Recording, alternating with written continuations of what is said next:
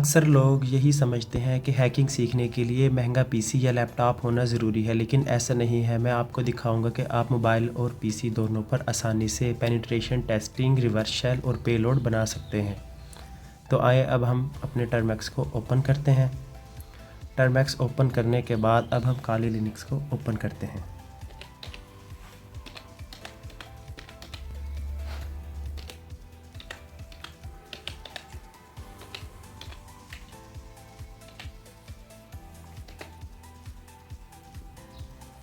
आज की वीडियो में हमारा फोकस होगा पाइथन पेलोड पर। अक्सर मेटास्प्लॉइट्स पेलोड ज़्यादा मशहूर होते हैं क्योंकि ये पहले से तैयारशुदा होता है, लेकिन इसमें एक बड़ा मसला ये है कि एंटीवायरस इसे आसानी से पकड़ लेते हैं, जिसकी वजह से ये ज़्यादातर फेल हो जाता है और ये आजकल के जदीद एंड्रॉयड वेरिएंट पर तो काम ही नहीं करते। इसके बरक्स पाइथन पेलोड को अपनी मर्ज़ी से कस्टमाइज़ किया जा सकता है और यही चीज़ इसे एथिकल हैकिंग और पेनिट्रेशन टेस्टिंग के लिए ज़्यादा मौसर बनाती है।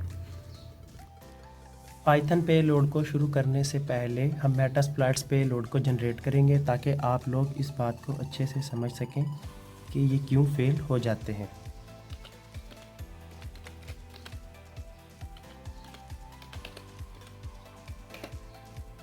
तो ये थोड़ा टाइम ले सकता है। हमने इस वीडियो को ज़्यादा से ज़्यादा शॉर्ट रखने की कोशिश की है ताकि आप लोगों का कीमती वक्त ज़ाया ना हो, इसलिए हमने पहले से तमाम कोड्स को लिख लिया है। आए अब हम MSF Venom पेलोड के बारे में बात करते हैं।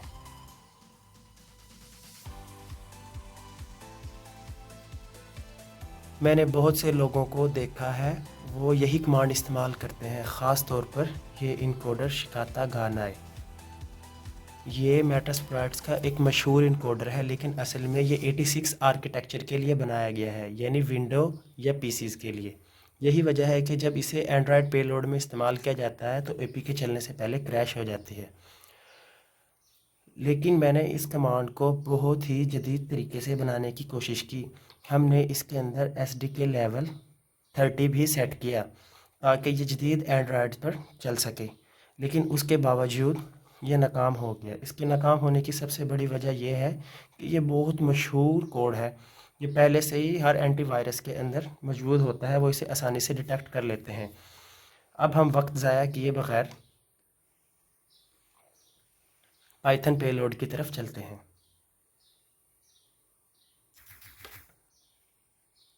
इसके लिए हमें एक नया सेशन स्टार्ट करना होगा।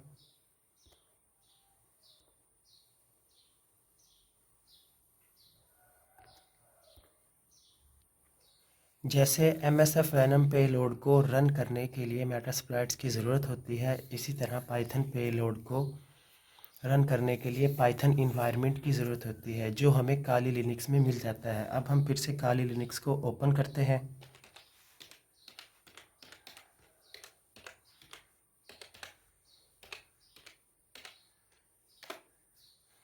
काली लिनक्स के अंदर पाइथन पेलोड लिखने के लिए हम नैनो एडिटर को ओपन करेंगे। पेलोड का नाम हम पेलोड ही रखने वाले हैं, आप कोई भी अपनी मर्ज़ी से नाम रख सकते हैं।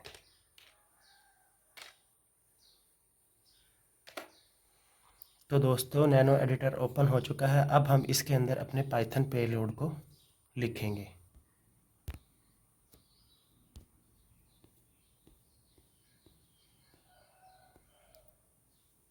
तो दोस्तों, पाइथन पेलोड में हमारे पास मुकम्मल कंट्रोल होता है। हम इसे कस्टमाइज़ कर सकते हैं, बाईपास मेथड लगा सकते हैं और ऑब्फुकेशन टेक्निक्स के ज़रिए इसे कम से कम डिटेक्टेबल बना सकते हैं। सबसे बड़ी बात यह है कि पाइथन में हम नेटवर्क इंक्रिप्शन, कम्युनिकेशन और ऑटोमेशन को अपने तरीके से इम्प्लीमेंट कर सकते हैं, जिससे हमारा पेलोड ज़्यादा स्टेबल और स्टील्थी बन जाता है। तो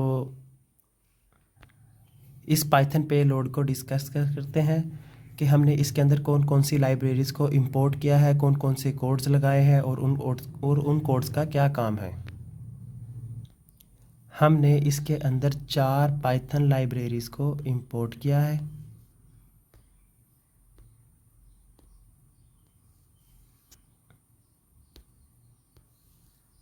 इंपोर्ट सॉकेट, सब प्रोसेस, OS और टाइम। सॉकेट नेटवर्क कम्युनिकेशन के लिए है, सब प्रोसेस कमांड लाइन रन करने के लिए है ओएस फाइल सिस्टम से ऑपरेशंस के लिए है, और ये टाइम जो है ये टाइमर के लिए है, यानी कि डिले के लिए। और ये जो आईपी लोकल होस्ट है, और ये वो पोर्ट है जिस पर हम लिसन करेंगे। उसके बाद ये जो कोड है ये बड़े डाटा को छोटे छोटे हिस्सों में तकसीम करके अटैकर की तरफ भेजेगा। ये बड़े डाटा को छोटे हिस्सों में इसलिए तकसीम करता है कि ज़्यादा बड़ा डाटा इनक्रप्ट हो जाता है और ठीक से नहीं पहुंच पाता। इस वजह से हमने ये कोड लगाया है ताकि डाटा को छोटे छोटे हिस्सों में तकसीम करके अटैकर तक पहुंचाया जाए। ये एंड ऑफ डाटा इस बात की निशानदेही करता है कि डाटा मुकम्मल हो चुका है।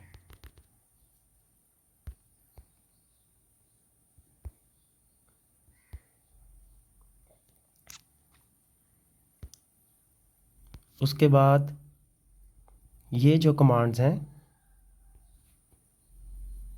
ये लूप को बार बार चलाने की कोशिश करती हैं। अगर एक दफ़ा पेलोड कामयाबी से रन ना हो सके तो ये हर 10 सेकंड के बाद दोबारा कनेक्शन बनाने की कोशिश करेगा अटैकर के साथ।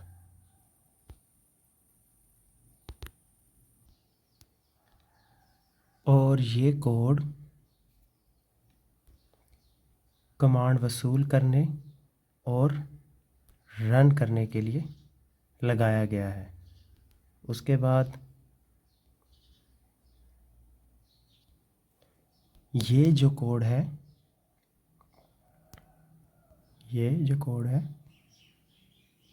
ये एरर से बचाव के लिए है। अगर कोई सॉकेट टाइम आउट हो जाए या कोई एरर आ जाए तो कनेक्शन ऑटोमेटिक बंद हो जाएगा। उसके बाद ये जो कोड है कनेक्शन बंद हो जाने के बाद 5 सेकंड का इंतज़ार करेगा और दोबारा कनेक्ट करने की कोशिश करेगा। कनेक्शन बंद करना और दोबारा कोशिश करना इस कोड का ये काम है। और उसके बाद ये जो है ये स्क्रिप्ट को चलाया जाएगा, यानी कि ये मेन फंक्शन है, ये ऑटोमेटिकली कॉल हो जाएगा रिवर्स शेल बनाने के लिए जब भी हम इसको ऑन करेंगे। यहाँ हमारे कोड्स मुकम्मल होते हैं। ये पाइथन पेलोड बहुत कामयाब है क्योंकि ये आसानी से किसी भी सिस्टम में रन हो सकता है और ज़्यादा डिटेक्ट नहीं होता। ये लाइट वेट है, यानी ज़्यादा रिसोर्सेज इस्तेमाल नहीं करता। इसकी सबसे बड़ी खूबी ये है कि इसे आसानी से कस्टमाइज़ किया जा सकता है, मतलब आप इसमें मज़ीद फ़ीचर्स ऐड कर सकते हैं। साथ ही ये मुख्तलिफ़ ऑपरेटिंग सिस्टम पर काम करता है जैसे लिनक्स, विंडोज़ और एंड्रॉयड वगैरह। अब हम इसको सेव करते हैं, Ctrl+X Y एंटर। तो अब हम दोबारा काली लिनक्स में आ चुके हैं। अब हमने जो पेलोड बनाया है इस कमांड को एग्जीक्यूटेबल बनाने के लिए हम एक कमांड देते हैं,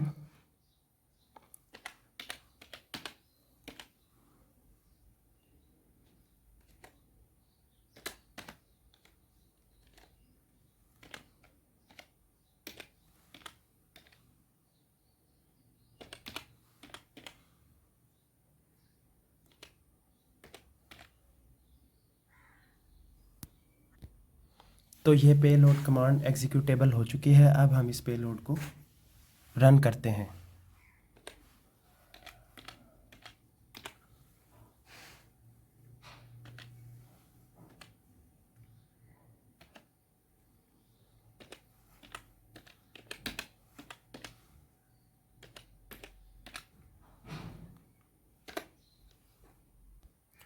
तो दोस्तों ये था पाइथन पेलोड बनाने का मुकम्मल तरीका। अब इसे चलाने के लिए हमें एक लिसनर भी सेट करना होगा, जैसा हम मेटासप्लॉइट्स पर करते हैं MSF वेनम पेलोड को चलाने के लिए। अब हम इस पर एक लिसनर सेट करेंगे जो हमारे दूसरे सिस्टम से कनेक्ट हो सके। अगर आपको ये सीखना चाहते हैं तो इस वीडियो के पार्ट 2 को ज़रूर देखें। तो दोस्तों परेशान होने की बिल्कुल ज़रूरत नहीं है। मैं जानता हूँ कि ये पाइथन शेल काफ़ी लेंथी थी, तो इसको मैं अपने फर्स्ट कमेंट में दे दूँगा या इसका लिंक डिस्क्रिप्शन में मैं दे दूँगा। तो मिलते हैं हमारी नेक्स्ट वीडियो में।